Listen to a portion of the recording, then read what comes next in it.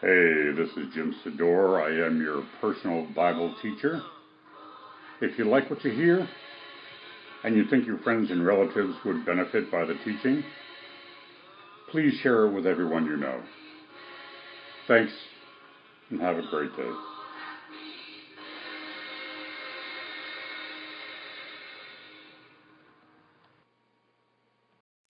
Good morning, and welcome back to the Bible Exposition channel. This is Jim here. We are in the book of Genesis, reading and studying a commentary by the American Socrates, Dennis Prager. Really interesting guy, and he's now going to comment on a really interesting guy. Not to say that this guy is a good guy, but he is interesting. This guy Lot, who is the nephew of Abraham. So open up your Bibles to chapter 19, and the very first verse says that the two angels arrived in Sodom in the evening, as Lot was sitting in the gate of Sodom.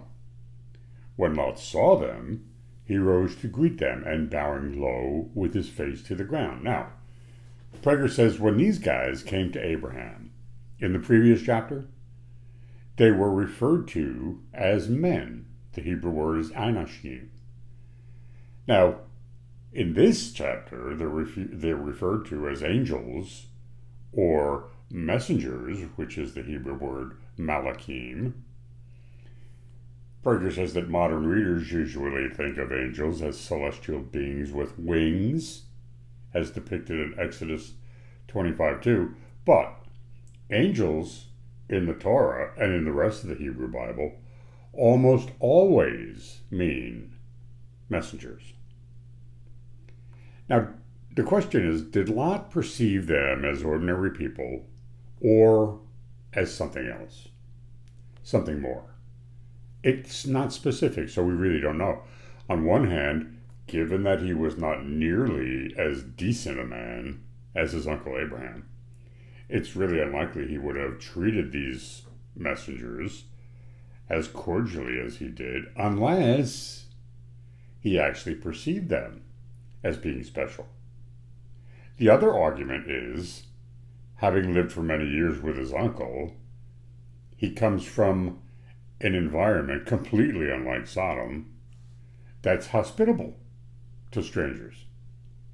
Verse 2, he said, "Please, my lords, turn aside your servant's house to spend the night." So he's inviting them in. "And bathe your feet, that you may be on your way early." So here, Lot is suggesting the visitors leave early, maybe because he knew that the citizens of Sodom might try to get them, and they do.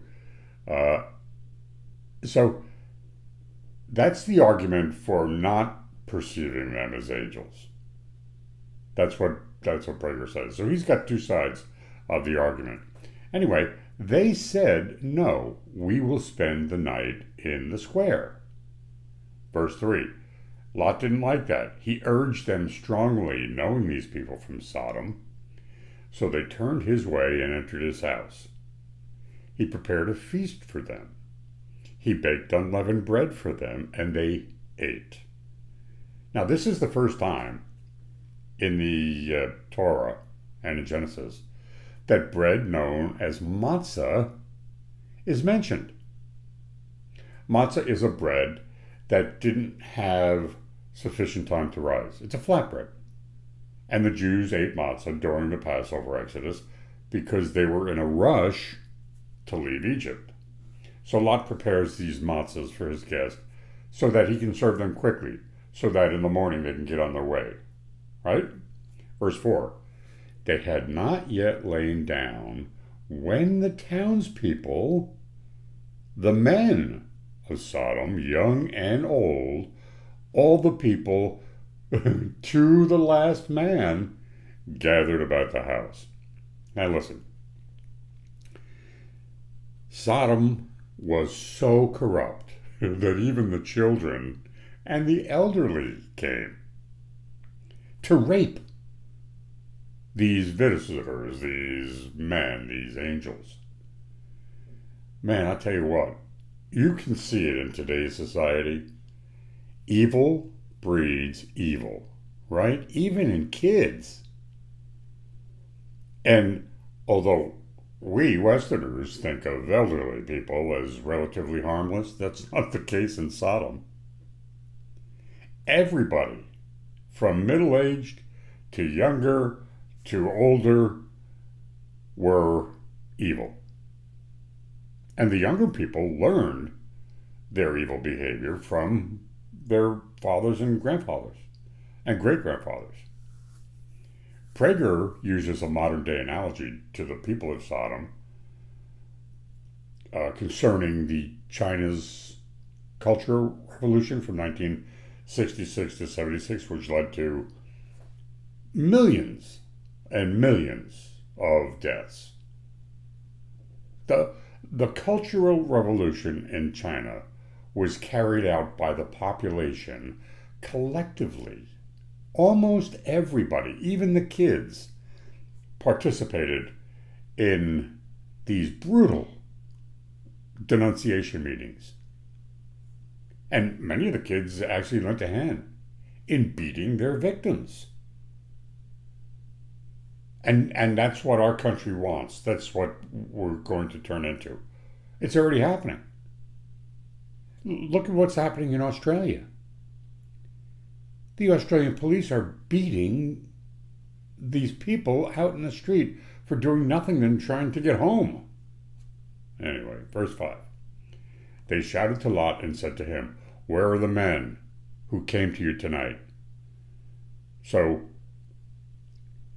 Sodom, if you look at it, really resembles any totalitarian regime where state employees are stationed in apartment buildings. Look at what's happening down there in Australia and New Zealand and parts of the United States. They monitor everything, anybody that goes in a building. So, we're not experiencing anything new here. This is human nature. It's amazing that the United States has lasted 250 years of freedom.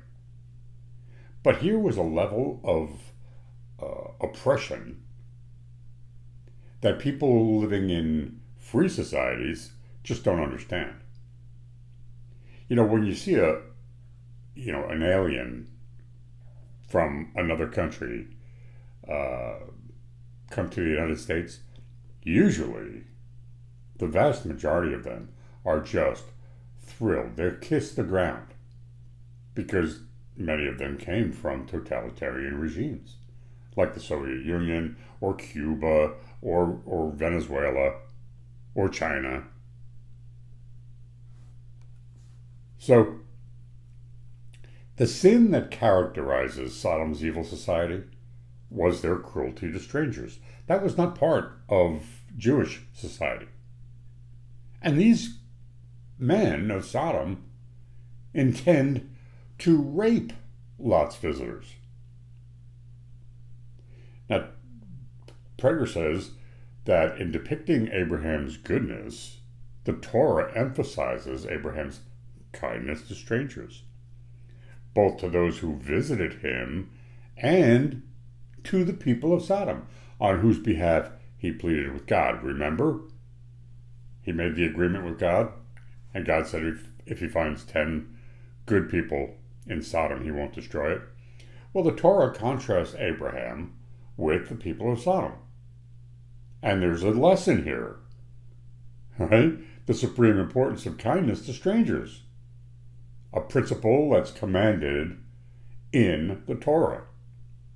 Verse 5, bring them out to us that we may be intimate with them. Wow. They're going to be intimate with the whole crowd?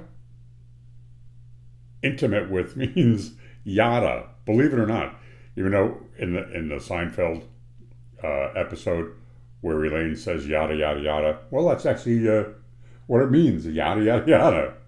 In biblical Hebrew, when the verb to know is used, it describes a man and a woman having sex. It is sexual intimacy. Yada, yada, yada, yada is having sex. Now, there's other examples, and I'm going to show you a couple of them right here. Adam knew his wife, and she conceived. That's Genesis 4. Cain knew his wife, and she conceived. And Adam knew his wife again, and she gave birth to a son. That's Genesis 4. I have 2 daughters who have not known a man, Genesis 19. So the term know is used for male-female relationships and male-male relationships. And it means the same thing. And there's no other way you can understand this demand of the men of Sodom. They wanted to rape Lot's male guests. They weren't interested in getting to know these people, what food they liked, what kind of hobbies they do, why they were in Sodom in the first place. That's why Lot responded by suggesting the men do what they wanted to with his daughters. Believe it or not, he's willing to throw his daughters out there to the crowd and let them have their way with those girls. But that's not what they wanted. He knew what they wanted. They weren't there to discuss the issues of the day, right? In the casual way in which the men of Sodom made the demand and Lot's immediate understanding of what they wanted, it's pretty apparent that in Sodom, homosexual rape was a common thing. It was an everyday occurrence. And in demanding that Lot take them out, rather than demanding that they let us in, the men of Sodom probably expected Lot to participate in this sodomy. That's where you get the word. In societies like Sodom, any totalitarian society, it's difficult not to participate in evil. Look what happened with riots this past summer. I mean, white, rich kids burning down cities. It's human nature to go along with the crowd. So the importance of avoiding living among bad people is paramount, unless you're strong enough to work to make a bad society better. And there are very few of those people around. So what was so evil about Sodom and Gomorrah that God had to destroy those 2 cities? Well, all you got to do is go to the Bible. The Bible, as usual, has an answer. It's in the book of Ezekiel, 16, verse 49 and 50. It says this: "Now this was the sin of your sister Sodom.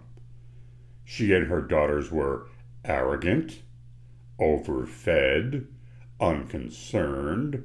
They didn't help the poor or the needy. They were haughty and committed abomination." Now, in Hebrew, the word abomination is to'eva. To'eva. That's what the Torah uses to describe male homosexuality. That's in Leviticus 18, among other sins. Prager tells a story about Sodom and Gomorrah concerning homosexual rape. Many Jews and Christians throughout history have identified the 2 cities' overriding sin with homosexuality. But while one evil act described here is in the Sodom story, is homosexual rape, it's clear from the Ezekiel passage that the people of Sodom were guilty of evil in lots of different ways. The Bible depicts homosexual rape of strangers as just one example of how evil it was. It's not a statement really about homosexuality per se, as many people regard it, but it's also not a statement of poor treatment of strangers either, as many have pointed out. Verse 6, "So Lot went out to them to the entrance and shut the door behind him." So Lot steps out into this mob, right? He shuts the door, protecting these guys, putting up a barrier between the angels inside and the mob to prevent his guests from hearing the suggestion he's going to offer his daughters. And he says this, I beg you, my friends, do not commit such a wrong. Look, now he's debating these people. He's like a lawyer. He says, I got 2 daughters who have never known a man. They're virgins. I'll bring them to you. And you do whatever you want with them. But do not do anything to these men, since they've come under the shelter of my roof. Man, I tell you what, that is just incredible. Lot's offer strikes most people as unbelievable, as depraved. Clearly, though, the men were not interested in women, and Lot knew this. He knew his offer of his daughters would be rebuffed, but he's hoping to buy some time. And Lot's response of offering his virgin daughters is proof that the men at the door wanted to be sexually intimate with their male visitors. But the crowd shouts back, stand back. The fellow, they said, came here as an alien, and already he acts the ruler. Now we will deal worse with you than we did with them. Uh-oh. So the fellow they're talking about is Lot. The men of Sodom consider Lot an alien himself. I mean, he's only there for a couple of years, right? Relatively new in the area. And just like his guest, Lot is a stranger to whom the people of Sodom feel no moral obligation. Verse 9, and they pressed hard against the person of Lot and moved forward to break down the door.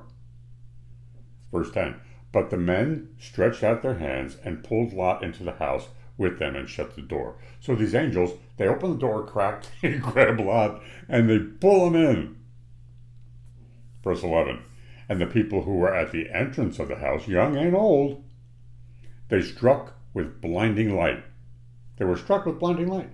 So they were helpless to find the entrance. Wow, miracle? I guess so. The reference to they in this verse refers to the angels. The angels struck the crowd with this blinding light. The men said to Lot, whom else have you here? And the angels asked Lot, who else in his family were there so that they could save everybody? You know, when I wrote my book 10 years ago and the crowd was about to throw Jesus off the cliff, I used the same blinding light analogy. Just as they were ready to throw him off the cliff, a blinding light happened, and Jesus was able to walk right through them. Verse 12, sons-in-law, your sons and daughters, or anyone else that you have in the city, bring them out of the place. Now, Prager writes this, since Lot had previously noted that his daughter's virginity to the people of Sodom, as the next verse makes clear, the 2 daughters Lot offered to the crowd were not Lot's only children. Apparently, he had 4 more daughters who were married and not living at home. Verse 13, for we are about to destroy this place. These are the angels talking now, because the outcry against them before the Lord has become so great that the Lord has sent us to destroy it.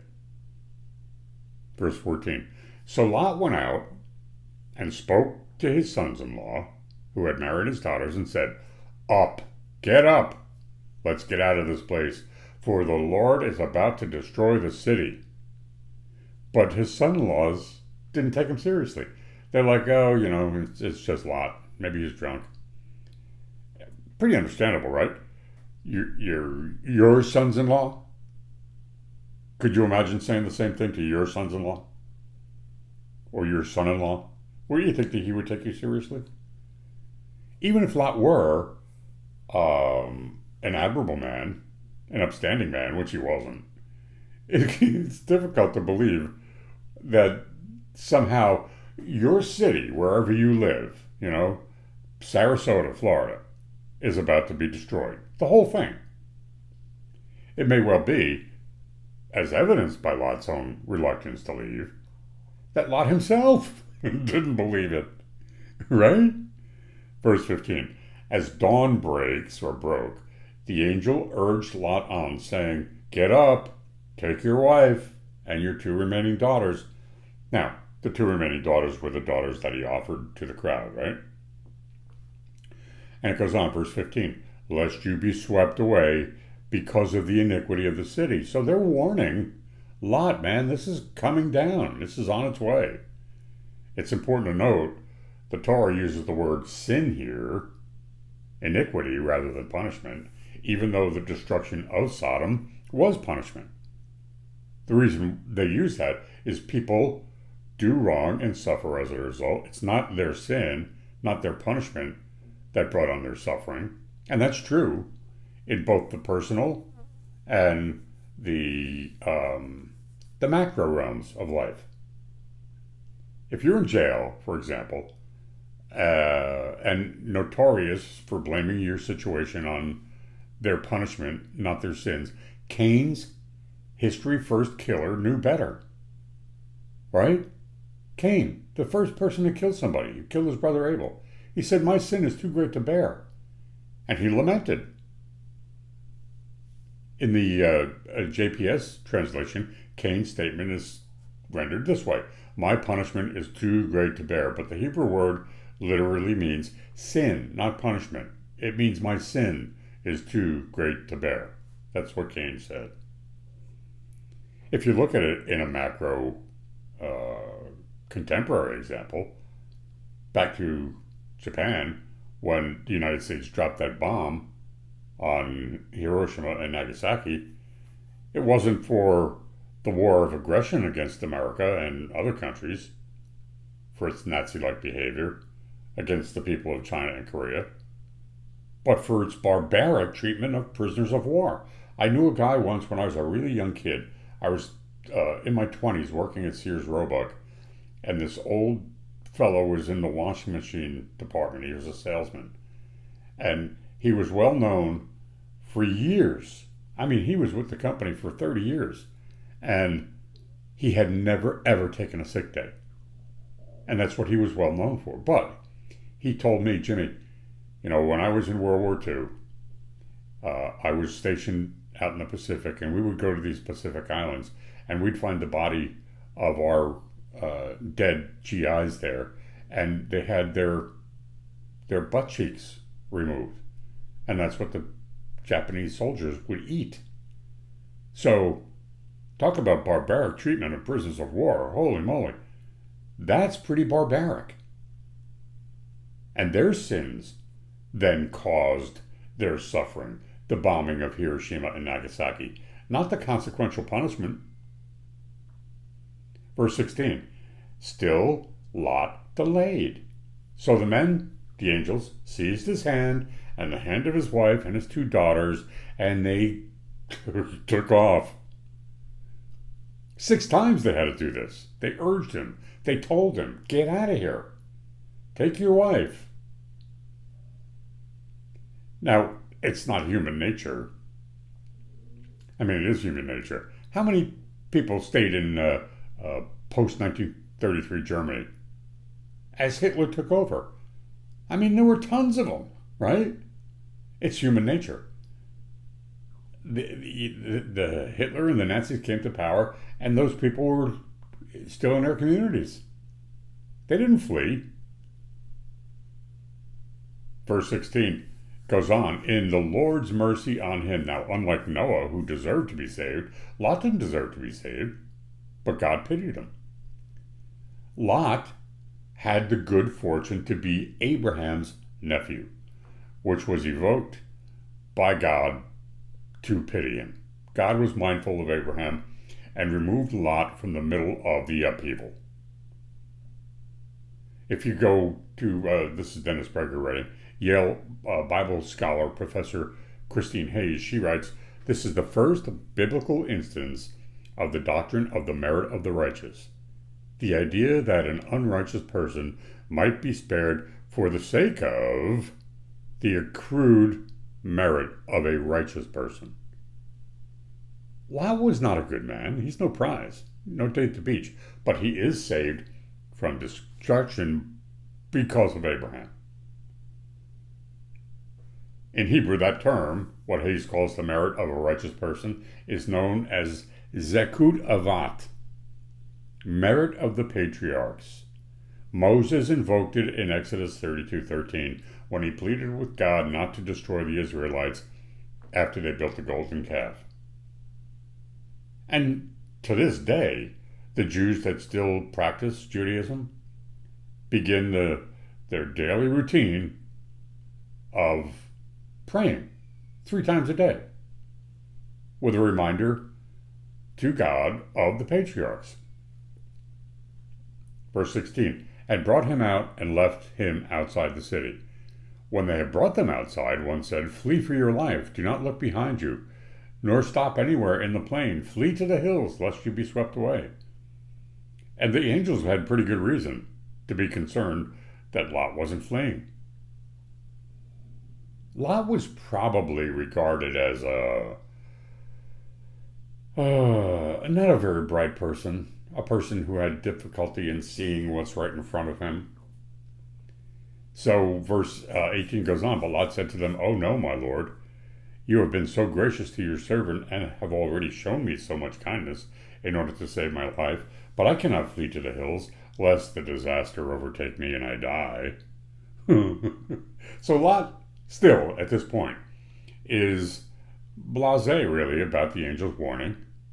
Despite their miraculous intervention, the blinding light, and their efforts to get him and his family out of the city, he even seemed unmoved by an obvious supernatural intervention. If you're going to compare Lot to Abraham, it's evident that if we are disposed to seeing God in the world, we are more likely to see miracles when we encounter them. If you're disposed not to see God in the world, you don't recognize miracles, even when they occur right before your eyes. It's crazy. It's the way men are. Verse 20. Look, that town there is near enough to flee to, and it's such a little place. Let me flee there. It's such a little place, and my life will be saved. Verse 21. He replied, very well, I will grant you this favor too, and I will not annihilate the town of which you have spoken. Hurry, flee there, for I cannot do anything until you arrive there. This is the angel talking. Hence the town came to be called Zoar. Zoar means, in Hebrew, small place. As the sun rose upon the earth, and Lot went to Zoar, the Lord rained upon Sodom and Gomorrah sulphurous fire from the Lord of heaven. Now, Prager says, this verse mentions twice that God was the source of the fire that rained down. So the emphasis is on God, not nature, for the destruction of Sodom and Gomorrah. It was just a rain of fire. So let's go to verse 25. He annihilated those cities and the entire plain, and all the inhabitants of the city and the vegetation and the ground. Now, utter devastation, right? Utter annihilation, right down to the very ground. It explains to readers the desolation, complete destruction of Sodom and Gomorrah, and the whole town. Everything was demolished. But Lot's wife looked back. Why? Why did she stop fleeing? The verse actually means Lot's wife looked from behind him. Novelist and philosopher Rebecca Goldstein, Prager says, thinks that Lot's wife had pity on her 2 older daughters who were still in the city and turned to see if they were following her. Maybe she's hoping against all hope that they didn't listen to their husbands, who dismissed Lot's plea that they leave. She thinks that Lot's wife may have deliberately provoked her fate in order to be with her daughters who had remained in the city of Sodom. That's what a mother does, right? and they turned her into a pillar of salt. Josephus, and I have his book right here in my library, Thrones of Blood, first century Jewish historian, claims to have actually seen the pillar of salt that was once Lot's wife. Well, that's powerful, right? Don't stay still, don't look back. If you look forward and progress in life, you'll do well. If not, you'll turn into a pillar of salt. Verse 27. Next morning, Abraham hurried to the place where he had stood before the Lord, and, looking down towards Sodom and Gomorrah and all the land of the plain, he saw the smoke of the land rising like the smoke of a kiln. Verse 29. Thus it was that, when God destroyed the cities of the plain and annihilated the cities where Lot dwelt, God was mindful of Abraham and removed Lot from the midst of the upheaval. The word in Hebrew was mindful of exactly the Hebrew word remembered. So God remembered. Verse 30, Lot went up from Zoar and settled in the hill country with his 2 daughters, for he was afraid to dwell in Zoar. He and his 2 daughters lived in a cave. Verse 31, and the older one said to the younger, our father is old, and there is not a man on earth to consort with in all the world. Now, given that Lot's daughters were aware that there were still other people living in the world, because they recently left a city that had people in it, Zoar, they couldn't really believe all mankind, except for them and their father, had been wiped out. But this little remnant of Lot's family was, at this point, isolated from the few people who were living in that town of Zoar.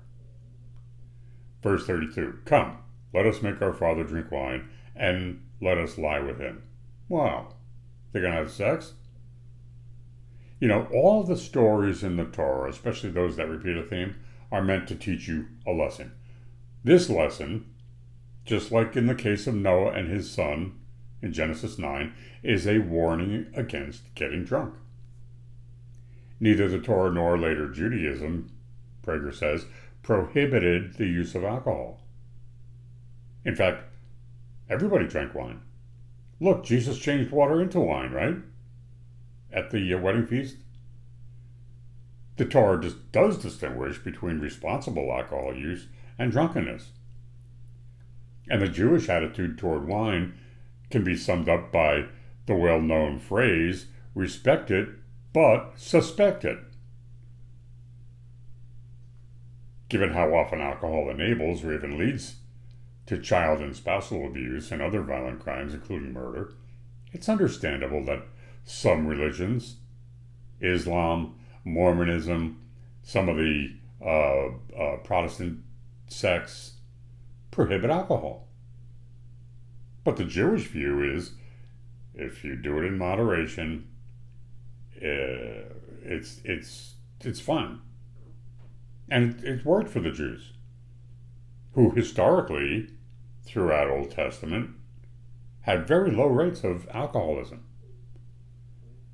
But as Jews began to celebrate for pleasure rather than to celebrate holy days, their alcoholism increased.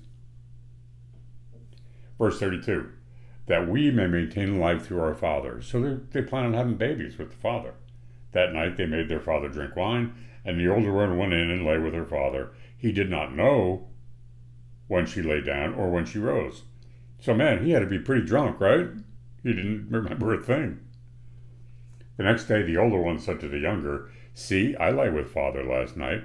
Let us make him drink wine tonight also, and you go and lie with him, that we may maintain life through our father. So that's what they did. That night they made their father drink wine. The younger one goes in, has sex with him. He didn't know it, right?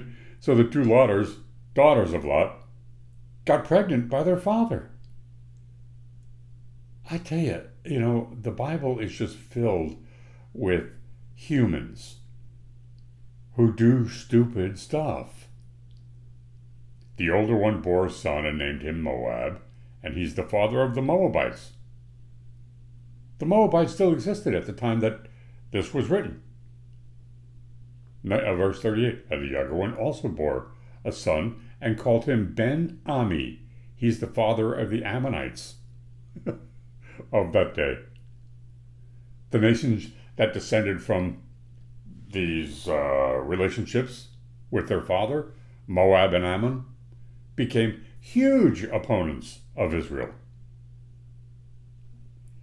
So that's where we're going to leave it for today. We'll get to chapter 20 tomorrow. That's the story of Lot, folks.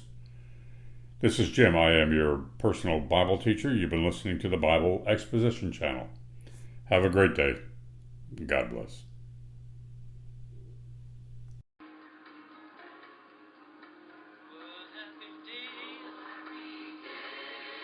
Hey, this is Jim Fedor. I am your personal Bible teacher, and you're listening to the Bible Exposition Channel.